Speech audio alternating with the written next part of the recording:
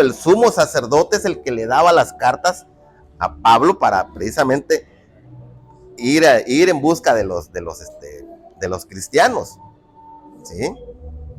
Ellos son los que le daban todos esos documentos, es decir, son los que lo facultaban, le autorizaban, pues. O sea, no lo hacía nada más así o sea, cuando él iba a una casa a buscar a los cristianos es porque sabía perfectamente que ahí estaban y él ya llevaba la autorización, de cuenta, con una orden de cateo, ¿sí? Por eso no sé si vieron una imagen por ahí que entra con unos soldados, ¿verdad? Patean la puerta y se meten y lleva un documento, obviamente es el documento que lo facultaba él, donde le autorizan, bueno, ve, prisionalos, encadénalos, encarcélalos, ¿sí? Entonces, por eso les decía, no actuaba tampoco muy así porque sí, o sea, tenía orden, ¿sí? Él llevaba el documento que le daba el sumo sacerdote, ¿sí? O en este caso el Sanedrín, ¿sí? Así es como actuaba Pablo, ¿no? Entonces, bueno, su encuentro con Jesucristo elimina todos los prejuicios que tenía de él y sus seguidores, creando en él un verdadero conocimiento de Jesús. A lo mejor ahí se nos aclara un poquito lo que decíamos cuando en el principio con la hermana, de que lo tiró el caballo, que le brotaron escamas de los ojos, ¿no? Dice, se eliminó todos los prejuicios que tenía de Jesucristo. Es decir, toda esa ceguera espiritual que él traía, en ese momento se le despejó cuando le impone las manos a Ananías y al mismo tiempo lo bautiza, ¿sí? O sea, Ananías le impone las manos para que sea sanado, o sea, lo despierte de la ceguera espiritual que llevaba, y en ese momento Pablo pide ser bautizado, ¿sí? ¿Por qué? Porque se le aclaró, se le despejó la mente, tuvo una gran sensibilidad del corazón, ¿sí? Y entonces ya todos los prejuicios que tenía de Jesucristo y de aquellos a quienes él perseguía, en ese momento entendió y dijo, bueno, ahora sé que ya no tengo que perseguirlos. ¿Por qué? Porque son parte del Señor. Así es como logra su conversión, pues, San Pablo. ¿Qué más?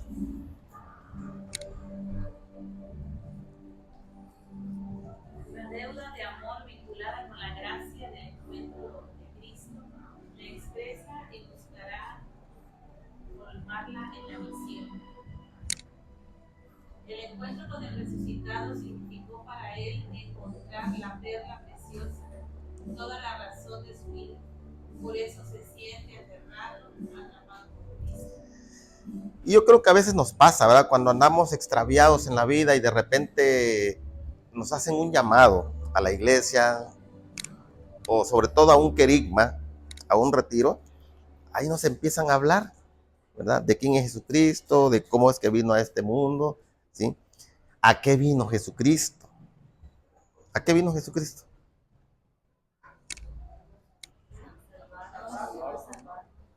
A liberarnos del pecado y la muerte, ¿va? Y a salvarnos para tener vida eterna, ¿sí? Entonces le digo, poco a poco vamos entendiendo todo eso. Y de la forma en que nos van platicando de Jesucristo, de qué vino, para qué vino, que nos ama, que dio su vida por nosotros, murió en la cruz, fue crucificado, sepultado y resucitaba al tercer día, lo vamos entendiendo, lo vamos asimilando y lo vamos encarnando hasta que nos hacemos conscientes de que efectivamente Jesucristo es nuestro Salvador. Y es lo que le pasó en cierta manera a San Pablo. Se dio cuenta que Jesucristo, lejos de ser un enemigo para él, era su Salvador. Cuando lo asimila y lo entiende es cuando no duda, para empezar en bautizarse, y en segundo lugar, de asumir con responsabilidad esa misión de predicar el Evangelio. Por eso en una de sus partes de sus cartas, cuando escribe, dice, ay de mí, o pobre de mí, si no predico el Evangelio. ¿Sí? Cosa que en cierta forma nos aplica también a nosotros. Ay de mí, si no predico el Evangelio. ¿Por qué? Porque ahora ya lo conozco. Mismo Jesucristo nos dice, creo en el Evangelio de San Juan, y en alguna vez creo lo leímos, que dice Jesucristo, si yo no hubiera venido y los hubiera enseñado todas estas cosas, tuvieran excusa. Pero ahora su pecado, dice, ya no tiene excusa. ¿Por qué? Porque ya vino Jesucristo, ya nos enseñó el reino de los cielos. Ya nos vino a liberar y a rescatar de la muerte y del pecado. Y Él mismo nos los enseñó. Y como Él ya nos los enseñó, entonces ahora ya no tenemos excusas. Ah, no, es que nadie vino a decirnos o a enseñarnos nada de estas cosas. Si el mismo Jesucristo fue el que vino. Y Él mismo es el que nos dice, si yo no hubiera venido y les hubiera enseñado todas estas cosas, su pecado tuviera excusa. Es decir, tuvieran pretexto pues para decir, ah, es que yo no sé, nadie me enseñó, nadie me dijo. Pero el mismo Jesucristo nos los dijo. Y nos los dice en su palabra. ¿Sí? Y es lo que le pasó a San Pablo. Por eso él después ya no tuvo ningún pretexto, ninguna excusa para hacer suya esa misión que Jesucristo le había encomendado de predicar el evangelio a los gentiles. ¿Sí?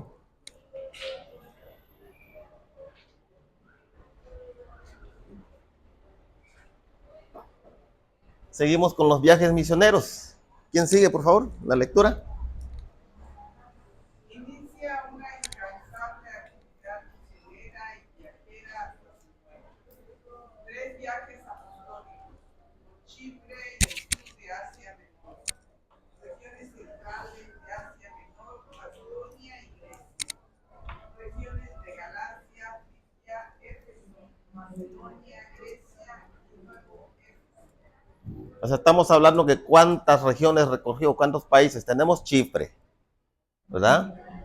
Luego tenemos regiones centrales de Asia Menor, Macedonia y Grecia. Después Galacia, Frigia, Éfeso, Macedonia, Grecia otra vez y de nuevo otra vez a Éfeso. ¿Sí?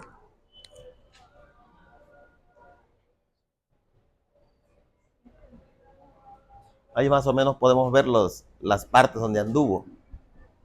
¿Sí? Estuvo en Tesalónica,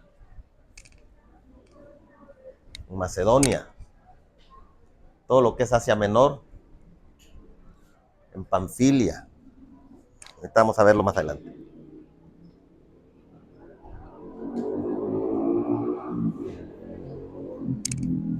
Ahí se puede ver un poquito más claro los viajes. ¿Qué parte? ¿De dónde parte? Parte de Panfilia. Hacia aquella parte de Asia Menor para regresar a Salamina, Chipre, Pafos. Regresa otra vez a Panfilia, pasa por Finia, Antioquía, Iconia, Derbe, Listra. ¿Sí? Ahí está un poco más claro, más amplio. ¿Sí? Generalmente partiendo de Éfeso. Cómo da toda la vuelta. ¿Sí? A Cesarea de Filipo, Antioquía, Tarso, ¿qué dice allá? Derbe, Listra, Iconia, Antioquía, Troade, ¿qué dice allá? Samotracia, Neápolis, Filipos, o sea, muchas de esas ciudades las leemos ahí en las Sagradas Escrituras, ¿no? Berea, Atenas, en Corinto, en ¿qué? Cencreas, y de nuevo otra vez a Éfeso. Ese es el segundo viaje que hace San Pablo, ¿sí? Y ahí vemos pues cómo le da toda una vuelta completa ahí. Y tenemos el tercer viaje, ¿sí? De igual manera, parte de Antioquía, se va a Tarso, Éfeso, Mitilenos, ¿sí? Bueno, va hasta San Filipos, llega a Corinto, se vuelve a regresar por esa misma vía, ¿ah? Hasta llegar a Jerusalén, ¿sí?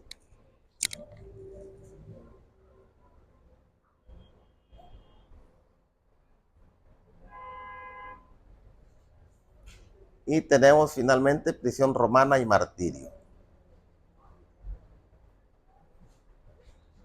¿Quién me ayuda, por favor? Es arrestado en Jerusalén y trasladado prisionero a Cesarea por 2 años. Apela al tribunal del César y es mandado a Roma.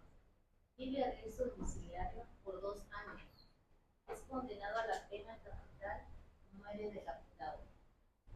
Bueno, entonces ahí se nos narra prácticamente ya concretamente, ¿no? Es arrestado en Jerusalén y trasladado prisionero a Cesarea por 2 años, que es cuando apela al tribunal del César, que dijimos, ¿no? Y es cuando lo mandan a Roma. Finalmente el rey le contesta, lo mandan a Roma. Vive bajo arresto domiciliario, que es lo que decíamos hace rato, ¿sí? Por 2 años.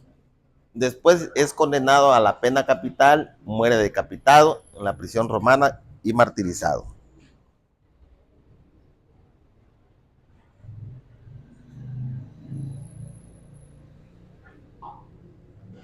Bien, ¿qué características de San Pablo nos presenta el video que nos ha llamado la atención de los recién visto y reflexionado? No sé si quieren que lo retomemos o ya están conformes con eso.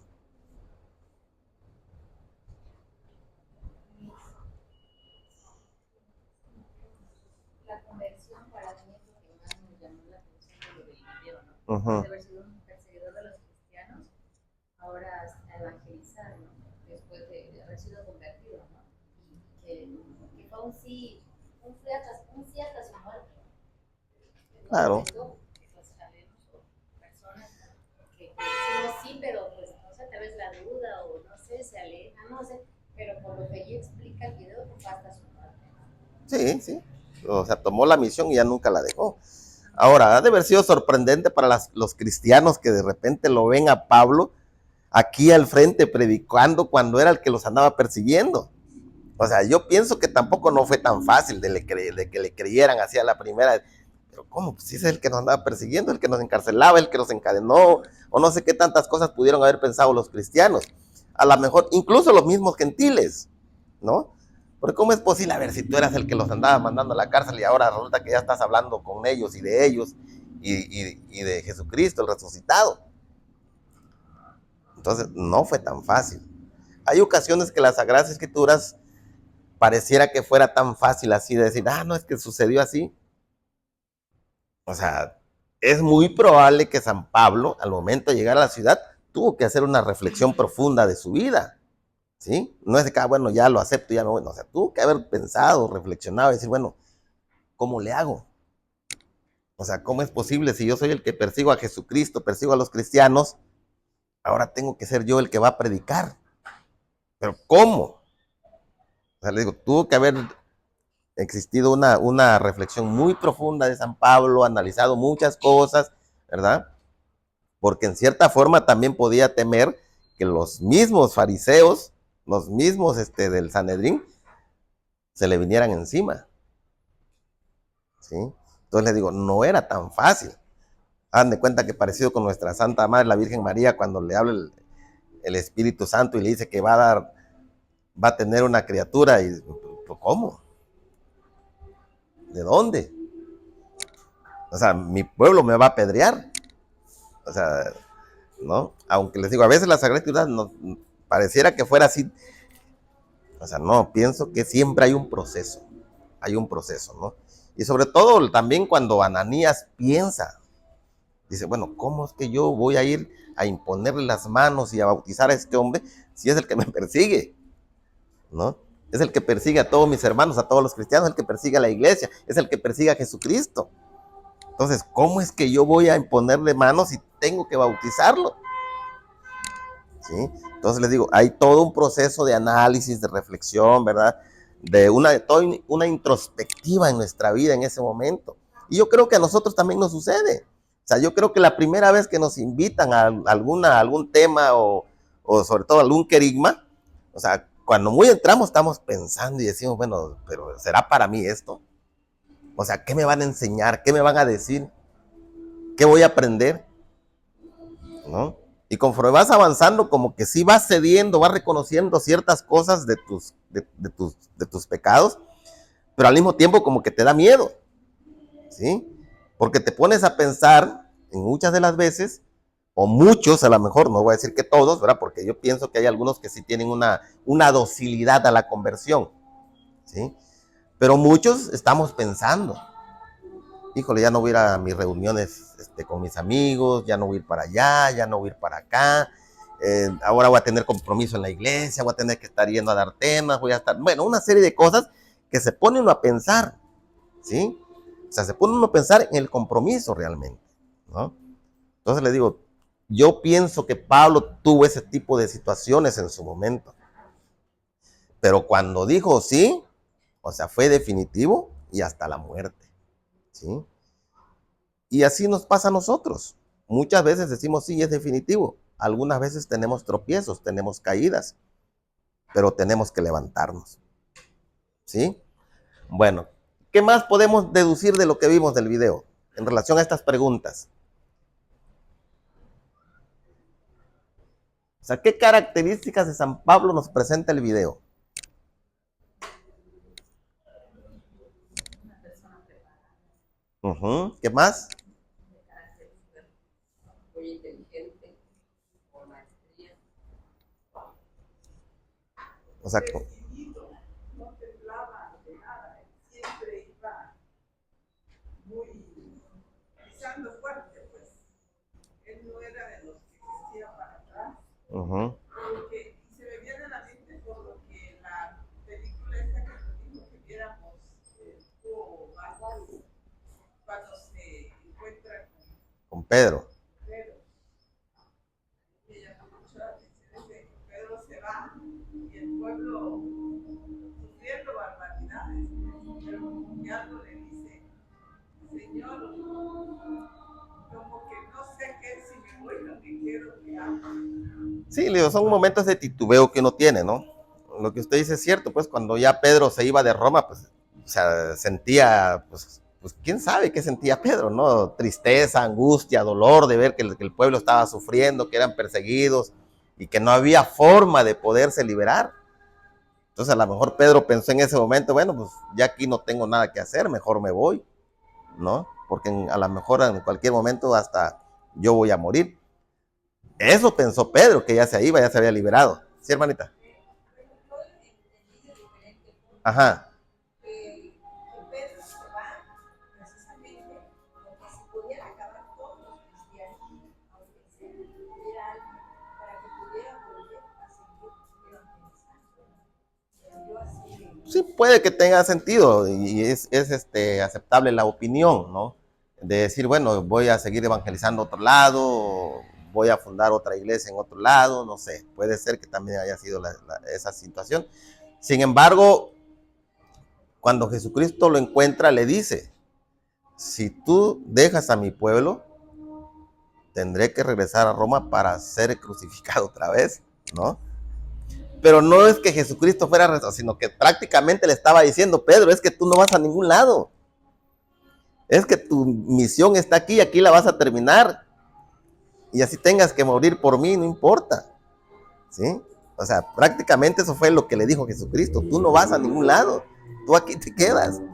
¿Sí?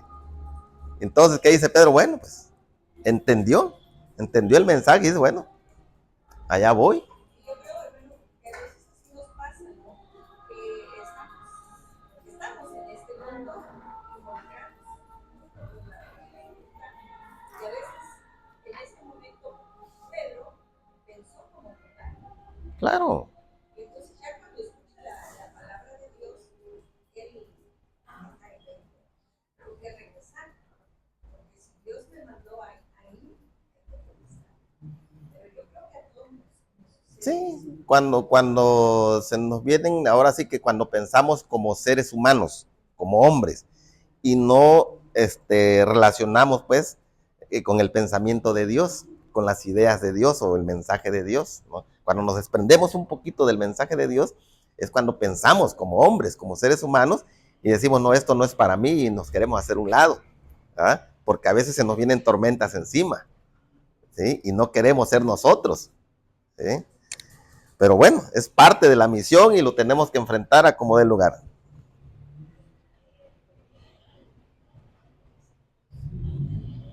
Bien, tenemos los escritos paulinos. ¿Quién me ayuda, por favor? Y escribir lo has reforzado con las circunstancias ante la imposibilidad de acercar personalmente en las comunidades, como un apoyo importante para su labor apostólica. Las cartas antiguas que contaban con un encabezado, el cuerpo de la carta o mensaje y saludo final. Se aplicaba a San Pablo 13 cartas que se titulan Corpus Paulinus. Estas cartas han sido originadas por distintas situaciones y abordaban problemas diferentes. Un caso aparte es la carta de los Hebreos, más que una carta es una homilía.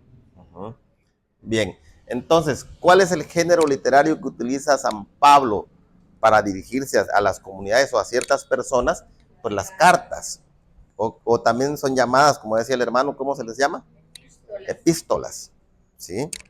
Entonces, esa es la forma en cómo San Pablo, ¿verdad?, contaba con un encabezado. O sea, ¿cuál era el ordenamiento que tenían las cartas? Contaban con un encabezado, o sea, un saludo, vamos a decir, ¿no? El cuerpo de la carta o mensaje y ahí la despedida, el saludo final, ¿sí? Es decir, escribo esta carta para que sepan ustedes, yo hermano en Cristo Jesús, los saludo, ¿sí? Y toda vez que me han preguntado, por ejemplo, en la carta a los Corintios, que le preguntaban sobre cuestiones del matrimonio o sobre las cuestiones de sexualidad, entonces se da la tarea de explicarles toda la cuestión del matrimonio, toda la cuestión sexual, ¿sí? Entonces, así es como hacía sus cartas Pablo. Y luego en el canon del Nuevo Testamento, en las demás cartas, se aplica a San Pablo 13 cartas, que es las que ya hablamos hace rato con el hermano, que se titulan Corpus Paulinus, o sea, cartas paulinas. Estas cartas han sido originadas por distintas situaciones y abordan problemas diferentes. Un caso aparte es la carta a los Hebreos, más que una carta es una homilía, por todo lo que aborda ahí del sacerdocio, de la Santa Eucaristía y todo eso. Por eso se dice que esa carta paulina esa carta a los Hebreos es una homilía, ¿no? Aborda muchas cosas interesantes sobre el sacerdocio, sobre la Santa Eucaristía, sobre el cuerpo de Cristo. O sea, es muy interesante la carta a los Hebreos, ¿sí?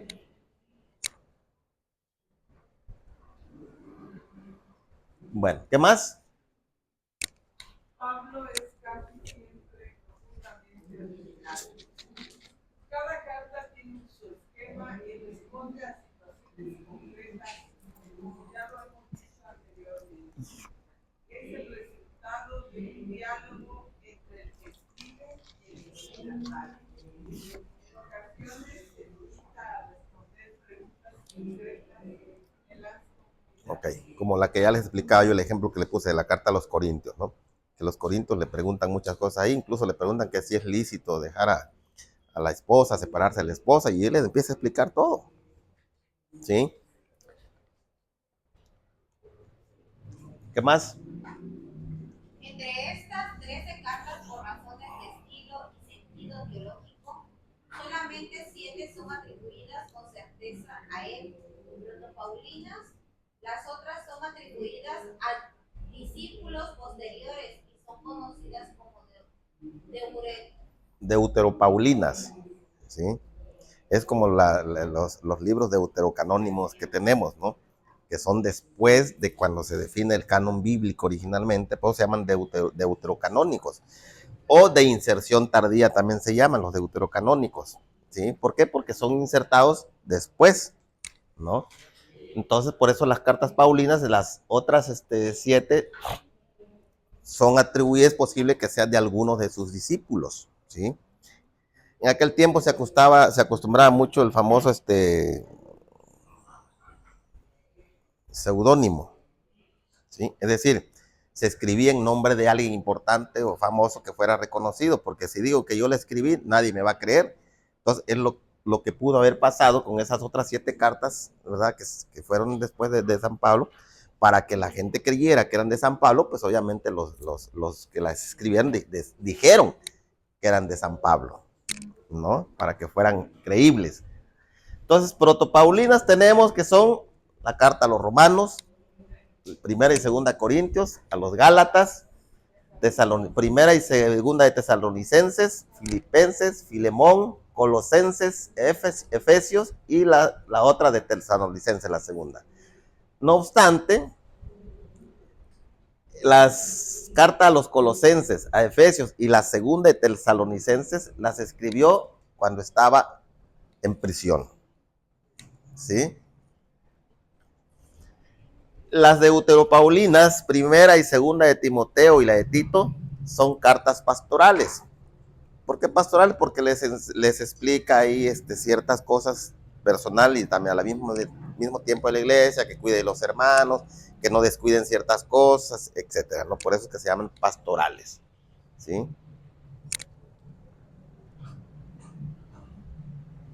¿Qué más, por favor? Llamados a vivir los rasgos de la vida y obra de San Pablo. Vivir positiva y agradablemente las sorpresas de ser cristiano. Ok. Otro que lea el que sigue. ¿Sabe, hermano? ¿Está bien? Adelante. Vamos a ir leyendo un punto cada quien, por favor. Ya leyó usted uno, no sé quién más quiera leer otra. Cultivar el sustrato de valores humanos donde se encarna la gracia. Respetar y alentar los ritmos de los procesos de fe personal de las comunidades. Valorar la cruz como elemento fruto que sustente y transmite. Tener la alegría como actitud básica. Educarnos en las opciones que debemos tomar en los conflictos. Saber ser traductores inculturados del Evangelio. Inventar signos que hagan creíble nuestro anuncio. Bien. Entonces, hagan de cuenta que es como si fuera un decálogo, ¿no? Que tenemos ahí. 2, 4, 6, aunque son 8 puntos. Déjame ver si no hay más. Adelante. No. Entonces dice, vivir positiva y agradablemente las sorpresas de ser cristiano. Es decir, de repente nos llega el llamado, tenemos que aceptarlo, aunque a veces nos cueste trabajo asimilarlo, ¿verdad? Pero tenemos que entender que lo tenemos que vivir precisamente de una forma positiva. Luego, cultivar el sustrato de valores humanos donde se encarna la gracia. Dejar que la gracia de nuestro Señor Jesucristo actúe en nosotros, ¿verdad? Siempre en ayuda de los demás y en beneficio de los demás. Respetar y alentar los ritmos en los procesos de fe personal y de las comunidades. Es decir, si tú tienes fe, crees en nuestro Señor Jesucristo, hay que transmitir esa fe a nuestras comunidades o a la comunidad a la cual nosotros pertenezcamos, ¿sí? Tenemos que hablar con toda la determinación, con toda la seguridad de que si Jesucristo nos prometió algo, es porque se va a cumplir. Y esa fe es lo que nos va a permitir caminar siempre con seguridad, con firmeza hacia adelante. Valorar la cruz como elemento fecundo que sustente nuestra misión. Tenemos que entender que la cruz es el medio que nos dio la salvación. Es el medio que realmente nos está dando la vida eterna para quienes, ¿verdad?, podamos alcanzarla o la puedan alcanzar, ¿sí? Sin la cruz no hubiera sido posible. Fue necesario ese sacrificio, ¿sí? Fue necesario ese sacrificio de Jesús en la cruz para que nosotros pudiéramos tener salvación. Por eso la cruz la tenemos que ver como ese signo de vida que siempre nos ha enseñado nuestra Santa Madre Iglesia. Tener la alegría como actitud básica. Educarnos en las opciones que debemos tomar en los conflictos. Es decir, saber resolver nuestras controversias, como se hizo allí en Jerusalén en ese tiempo, ¿verdad? De la controversia que tuvieron Pedro y Pablo. Entonces tuvieron esa habilidad, esa destreza para poder resolver esos conflictos. De igual manera nosotros, si tenemos algún problema entre hermanos, entre comunidad, tenemos que sentarnos, platicar, dialogar, ¿verdad? Y con toda la fe impregnada en nuestro Señor Jesucristo y con todos los valores cristianos, tenemos que saber resolver esos pequeños conflictos que a veces tengamos. Saber ser traductores inculturados del Evangelio, es decir, tenemos que saber explicar la palabra de Dios, saber explicar lo que Jesucristo nos dice en su palabra, en su mensaje, ¿sí? Entonces tenemos que meternos a las Sagradas Escrituras. O sea, lo que aquí nos está diciendo no es otra cosa más que hay que leer. Tenemos que leer las Sagradas Escrituras. Tenemos que meternos a las Sagradas Escrituras para poder conocer la palabra de Dios, para poder conocer el mensaje de Cristo y de esa manera poderlo transmitir. Inventar signos que hagan creíble nuestro anuncio. Tenemos que siempre caminar con rectitud, ¿verdad? Dar testimonio de vida, lo que siempre hemos dicho. de tal manera que los hermanos que nos escuchen crean lo que nosotros les estamos diciendo, porque lo estarían viendo que lo que estamos diciendo se está cumpliendo en nosotros. ¿Sí? ¿Alguna duda hasta aquí? ¿Seguros? Bueno, ¿algún otro comentario que tengan?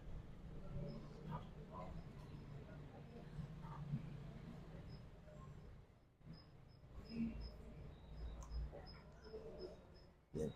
Entonces ya en el realizar tenemos que Pablo tiene un cambio en su vida al encontrarse con Cristo, al reflexionar sobre ello. ¿A qué te ayuda a ti en tu vida? Ya son tareas que nos van a quedar, ¿sí? Es importante, mira, por ejemplo, la película que les recomendé, no tanto para que lo tomen así como un compromiso, como una obligación de tarea. Es una forma, lo que nos decía, hay que inculturarnos en el Evangelio, pero también hay que inculturarnos en ciertas cosas que nos ayudan a entender tanto el Evangelio como incluso la vida de algunos de los apóstoles y de la iglesia misma, ¿sí? Entonces, esa película que les digo, véanla, de verdad nos va a ayudar muchísimo a entender ciertas cosas, ¿sí? Sobre todo, esa película es también cuando era la persecución de los cristianos por parte de Nerón, que se incendió la ciudad de Roma. No sé si han escuchado hablar de ese incendio que hubo en la ciudad de Roma en ese tiempo. Dicen, y ahí en la película se menciona textualmente algunos de los perseguidores o de la gente que rodea al César, que en este caso era Nerón, que él es el que ordenó que se quemara la ciudad de Roma. ¿Sí? Pero como en ese tiempo los cristianos andaban ahí haciendo ciertos alborotos y todo, entonces a ellos los culparon, ¿sí? de ese incendio en Roma. Y es cuando empieza una persecución todavía mucho mayor a los cristianos. Y es cuando los meten en el Coliseo de ahí en Roma, eran comidos y devorados por leones. ¿Sí? Comidos y devorados por leones. O sea, era la forma en cómo, pues ellos se divertían, los romanos se divertían realmente viendo cómo los leones devoraban a los cristianos, que los metían así en bolas, ¿no? Entonces, y también fue lo que al final de cuentas llevó al emperador romano a destruir el templo de Jerusalén. San Pablo murió, fue precisamente decapitado aproximadamente en el año 64, ¿sí? Más o menos en las mismas fechas de Pedro. Algunos dicen que fueron, que los dos murieron en el mismo año, es decir, en el 64, ¿sí? La fecha de San Pablo es más cercana que la de San Pedro, es decir, la mayoría de los autores hablan que es en el 64. En el caso de San Pedro no. San Pedro es entre el 64 y el 67. Pudo haber coincidido el mismo año, en el 64, la muerte de Pedro con Pablo, pero es más seguro que Pedro haya muerto en el 67, el momento más cercano a la destrucción del templo de Jerusalén en el año 70. ¿Sí? Entonces, para que lo tengamos también ese dato. Bien, ¿alguna otra duda hasta aquí, hermanos? ¿Todo claro? ¿Seguros? Hay una película que me gustaría que la vieran, mire, porque aclara mucho, algunas cosas también en relación a cuando Jesucristo lo crucificaron, que se llama Día de Triunfo. Día de Triunfo. Déjenme ver, creo que es la de 1957 o 54, ahorita les digo, porque hay varias versiones, hay como 3, 4 versiones, pero la que yo quiero que vean es, ahorita les...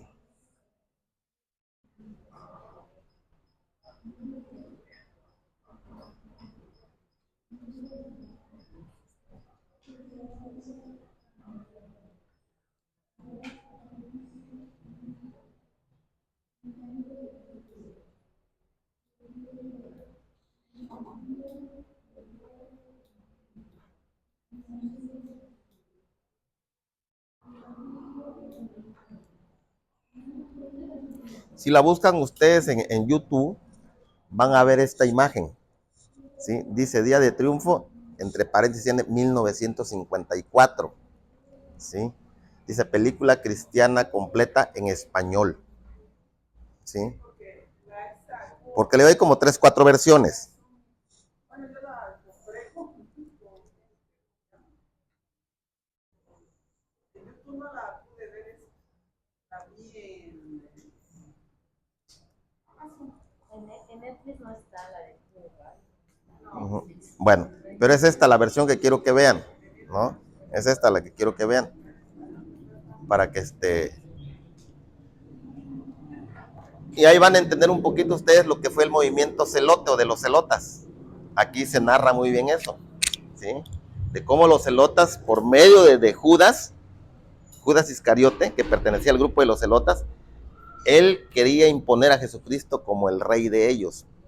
Los celotas eran una secta oculta que estaba en oposición a los judíos, ¿sí? Porque ellos querían a fuerza la liberación del pueblo judío, pero por medio de la fuerza, de la guerra, ¿sí? Entonces, Simón, ahí van a escuchar hablar de Simón el Celote también. Entonces, son los dos apóstoles de Jesucristo que pertenecieron al grupo de los celotes. a uno de ellos dos lo mandan a predicar con Mateo, ¿no? Sí, creo que es a Simón el Celote. Lo mandan a predicar. Le dice a Jesús, pero ¿por qué voy con Mateo si es un recaudador de impuestos, ¿no? Y Jesús le contesta, si tú eres más celote, ni él es más recaudador de impuestos, o sea, ninguno ya es lo que éramos antes. Es que al final de cuentas, pues los dos eran Sí, sumamente pecadores, pues, ¿no? Porque Mateo, pues, era el recaudador de impuestos que servía a los romanos y siendo del mismo pueblo judío, ¿no? Y Simón el Celote era de temperamento muy fuerte, era en cierta forma hasta criminal, asesino, pues, porque los celotes eran gente que guerreaban con los romanos, ¿sí? Y tenían una tipo navajas y cuchillo que le decían la sica, que era con la que mataban a sus enemigos. De ahí el nombre de sicarios actualmente, ¿sí? El nombre de sicarios en relación a esos asesinos que utilizaban esa arma para matar, ¿verdad? Bien, entonces sí quedó claro la película, ¿sí? Le digo, no tanto para que me vengan, no, es para que nos vayamos ilustrando un poquito más, tengamos más elementos, ¿verdad? Y vayamos conociendo un poquito, le digo, cómo es que realmente fue el movimiento de la entrada triunfal a Jesucristo. Sí, esa es. Sí. No se asusten, al principio cuando está predicando ahí Juan el Bautista, porque empieza con una predicación de Juan el Bautista, van a escuchar como en 2 ocasiones que Juan el Bautista habla de Jehová, en lugar de decir Dios o Yahvé, dice Jehová, ¿sí? Mande. Ay, que lo mande la hermana, porque yo no estoy en el grupo de ustedes. Ahí haga favor, hermana, de compartirlo en el grupo. Bueno, perfecto, ¿no? Y entonces le digo, no se asusten. O sea, ustedes váyanse a ver el mensaje profundo que tiene después de eso, ¿sí? Está muy bonita, muy interesante la película, ¿sí? Día de Triunfo, cuando termina de hablar Sadoc, que es el que encabeza el movimiento de los celotes, un gran intelectual, pero dice, estuvimos a punto del triunfo, ¿sí? ¿Por qué estuvieron a punto del triunfo? Porque cuando Jesús hace su entrada triunfal a Jerusalén, en el momento en que Jesús estaba allá para entrar al mero templo como tal, Jesús se da la vuelta y se va, ¿sí? Y es cuando ya los celotes tenían preparado una revuelta para realmente proclamarlo a Jesucristo como su rey, ¿sí? Está interesante la trama, véanla, digo, ¿sí? Véanla, por eso se llama Día de Triunfo, ¿sí? Está muy interesante, ¿sí? Bueno, vamos a escuchar un último canto, creo que traigo un canto, déjenme ver.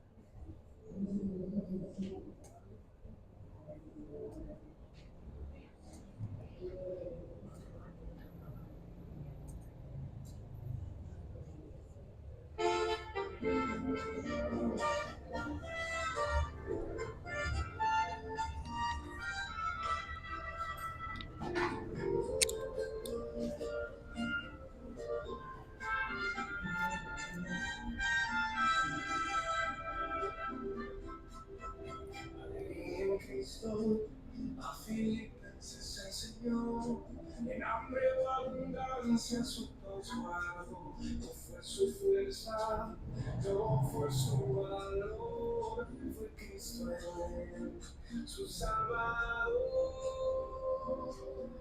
Todo lo puedo en Cristo, que me da fuerza, como Pablo en prisión, Él nunca me abandona.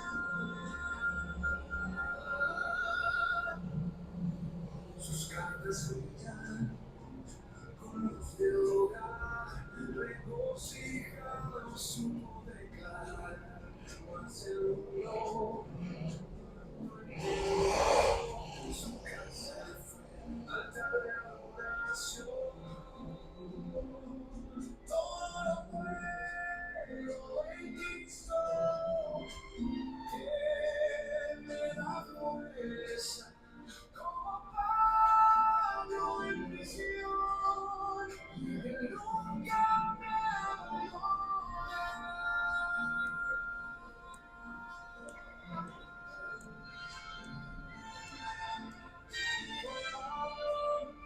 Tu gozo y me inspira,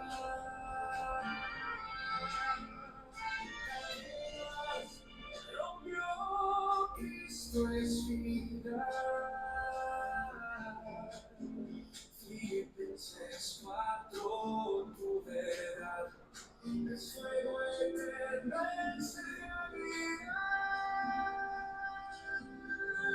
Todo lo puedo, como Pablo lo escribió. Cristo es mi fuerza, aleluya, gloria a Él. Todo lo puedo, como Pablo lo escribió. Cristo es mi fuerza, aleluya, gloria a Él.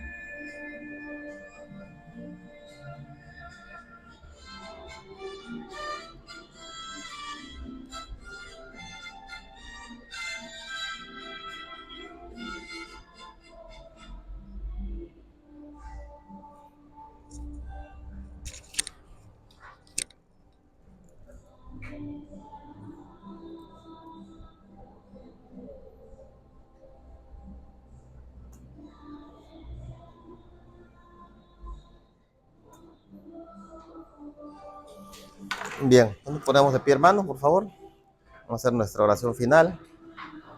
O no sé si tienen algún comentario antes de irnos. Nada. Ya nada, bueno. Todos ahí.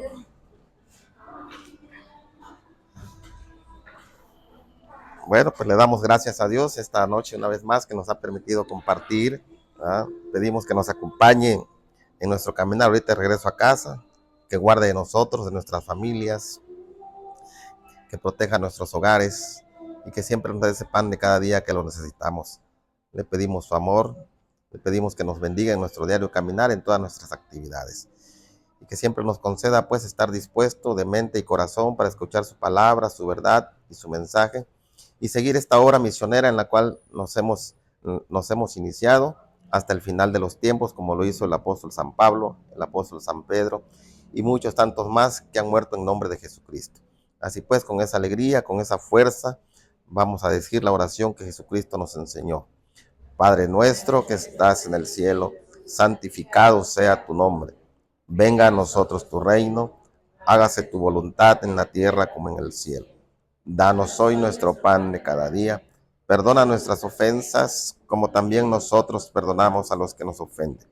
No nos dejes caer en la tentación y líbranos del mal. Dios te salve María, llena eres de gracia, el Señor es contigo. Bendita eres entre todas las mujeres y bendito es el fruto de tu vientre, Jesús. Santa María, Madre de Dios, ruega por nosotros los pecadores, ahora y en la hora de nuestra muerte. Amén. Gloria al Padre, y al Hijo, y al Espíritu Santo, como en el principio, ahora y siempre, por los siglos de los siglos. Amén. En el nombre del Padre, del Hijo y del Espíritu Santo. Amén. Muchas gracias, hermanos. Que Dios los bendiga. Si Dios lo permite, nos vemos la próxima semana, primero Dios.